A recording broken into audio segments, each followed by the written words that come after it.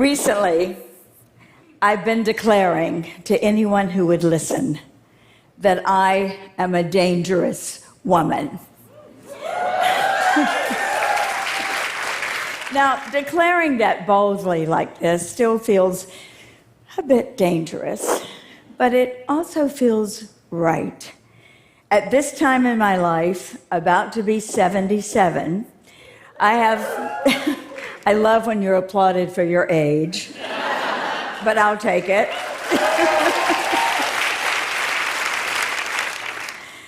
About to be 77, I realize I have nothing left to prove, less to lose, and I'm more impatient about everything.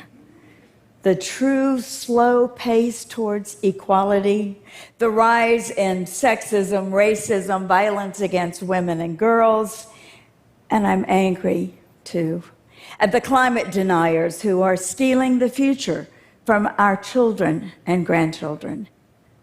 Friends, we are living in dangerous times, and such times call for all of us to be more dangerous. Now, what do I mean by this? I don't mean being feared. It's not that kind of dangerous. But I do mean being more fearless. I mean speaking the truth when silence is a lot safer. I mean speaking up in rooms for those who aren't present, especially those rooms where decisions are made about our lives and our bodies. We need to be in those rooms. Showing up for one another, challenging the cultural construct that encourages us, especially women and girls, to compete, compare, criticize. We have to end this. And speaking out against the policies and the politics that divide us and diminish our collective power as a global community of women and the men and the allies who stand with us. Becoming dangerous also means embracing whatever risks are necessary to create a world where women and girls are safe in their homes and at work, where all voices are represented and respected, all votes counted, the planet protected. And this is all possible because we're ready for this. We're better prepared than any generation ever before us, better resourced, better connected. In many parts of the world, we're living longer than ever. Women over 65 are among the fastest growing populations on Earth, with the potential for becoming the most powerful, too. Now, what a change this represents. Post-menopausal women like me, not that long ago, were considered useless or crazy. We were valued for caregiving and grandmothering, and I really love that part. But we were pushed aside and expected to retire to our rocking chairs. Women on the dangerous side of 60 are not retiring. We are rewiring, taking all that we know and have done, and that is a lot, to redefine what age looks like, can do, can accomplish. But becoming dangerous isn't about becoming a certain age, because at each end of the age spectrum, brave women and girls are stepping up, taking the risk to create change. I became a risk taker early in my life's journey. I had to, or have my life defined by the limitations for a girl growing up in the rural South with no money, no connections, no influence. But what wasn't limited was my curiosity about the world beyond my small town, beyond the small minds of a still segregated South. A world that I glimpsed in the newsreels at the one movie theater in town. And a world that got a lot closer to me when I met Miss Shirley Roundtree, my 8th grade English teacher. From the minute she walked into the classroom, her high heels clicking, she was a woman in charge with perfect hair, signature red lips, colorfully coordinated head to toe. I wanted to be her. Gratefully, she became my first mentor and helped me become me. With her support, I got a scholarship to college, the first in my family, and landed at a big state university right in the middle of two great social justice movements: civil rights for African Americans and equal rights for women. I joined both with enthusiasm, only to discover that my newfound activism and my fermenting feminism would often be in direct conflict with my deeply embedded need to please and be popular. In my first job as a college teacher, I broke the rules and I encouraged students to join me in the protest marches. And when I found out that my male colleague with the same experience in education was being paid more than me, I mounted a personal protest. When my raise was denied with the excuse that he had a family to support, so did I, as a single mom. But I dropped my protest to keep my job. Today, millions of women are making this compromise, staying in their jobs without equal pay for equal work. And as one of the first women on television in the 70s, I was warned that focusing on women's stories would limit my career opportunities, and maybe it did. But I got to produce and host breakthrough programming for women, while at the same time remaining silent about sexual harassment, and listening to consultants who were hired to advise me about my appearance. Become a blonde, I did. Lower your voice, I tried. Lower your necklines, I didn't. But I did wear those ugly anchor suits with those scars that looked something like men's ties. And later in the power positions in media, often as the first or only woman aware of being judged through that gender lens, I struggled from time to time to find the right balance between being a leader for women and not being entirely defined as a woman leader. But today, I'm proud to be known as a woman leader.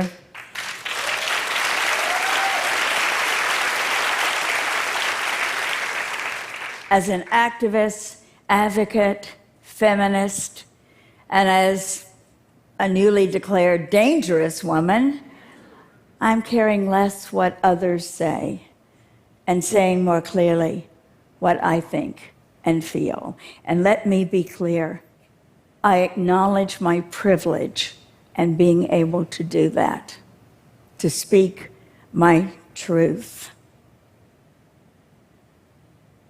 And to stand here today with this opportunity to talk to you about women and power. Note, I did not say empowered. I don't think we're waiting to be empowered. I think we have power.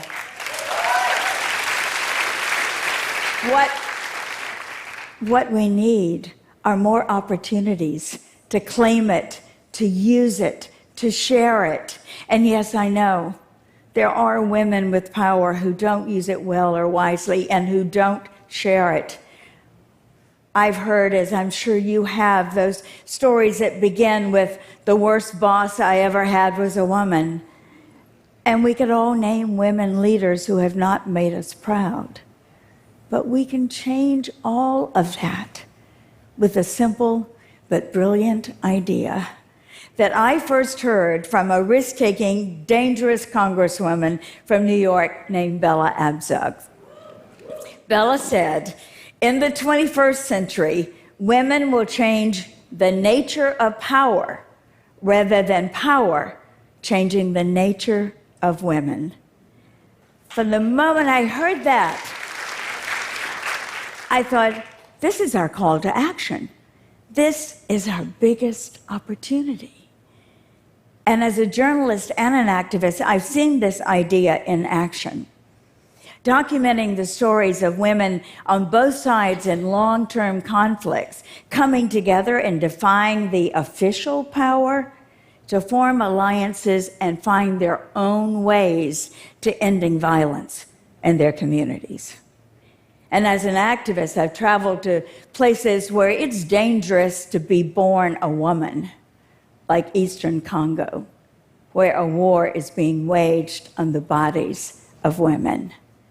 There, at a healing and leadership center called City of Joy, brave Congolese women are transforming pain into power by training survivors of sexual assault to return to their villages as leaders. And at recent climate summits, I've observed women climate leaders working behind the scenes, out of the public spotlight, making sure that the negotiations toward global climate agreements continue to move forward. So as we move forward in our lives and work and we have more power and influence, let's change the nature of power by dismantling some of the barriers that remain for those who follow. By advocating and agitating for fairer and truer and more equal representation in every room and at every table. Now, be warned. If you advocate for a woman for an open position or promotion, you could be challenged with, you're playing the women's card or the race card if advocating for a woman of color. I've had this experience, as I'm sure you have. Are you running an affirmative action program here at PBS? Asked one of my board members when, as a new president, I announced my first hires as 5 qualified women.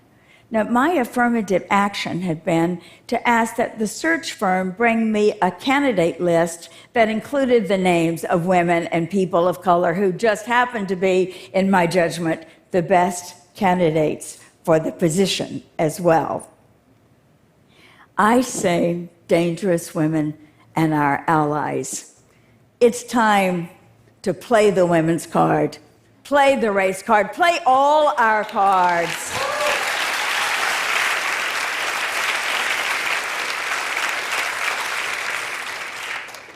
Not to win the power game, but to lead to better outcomes for everyone. And it's time, too, to discard that scarcity theory, the one that says there's only room for one of us at the top.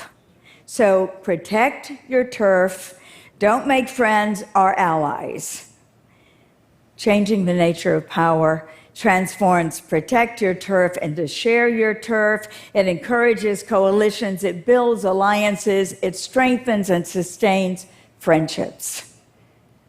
My women friends are my source of renewable energy.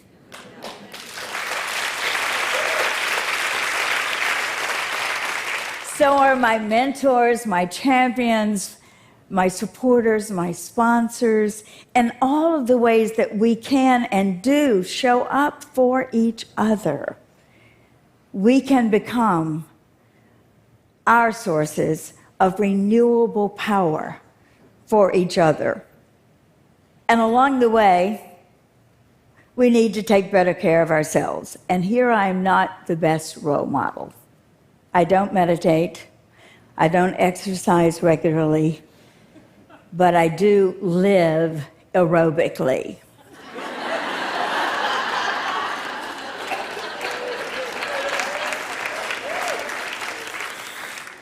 Because I believe we can't be dangerous from the sidelines, and there's just too much to be done. So let's use all our power. How about the power of money? Let's allocate more of our philanthropic dollars, our campaign donations, our investment funds to increase economic and political equity. And let's leverage the power of media and technology that we have in our hands, quite literally, to elevate each other's stories and ideas, to practice civility, to seek the truth, which is diminishing and is threatening free and open societies.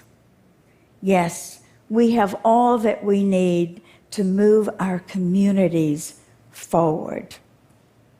And the best thing we have, and what we must remember, is to be there for each other.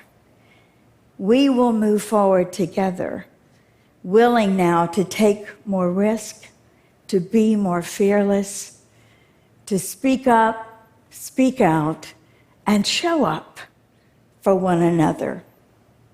George Bernard Shaw once wrote that he believed in his opinion that his life belonged to the community, that the harder he worked, the more he lived, and that he wanted to be thoroughly used up when he died. He went on to write, "Life is no brief candle to me, but a splendid torch that I have got hold of for a moment before passing to future generations." I too do not view my life as a brief candle, although I am burning it at both ends. And I do want it and me to be thoroughly used up when I die. But at this point in my life's journey, I am not passing my torch. I am holding it higher than ever, boldly, brilliantly, inviting you to join me in its dangerous light. Thank you.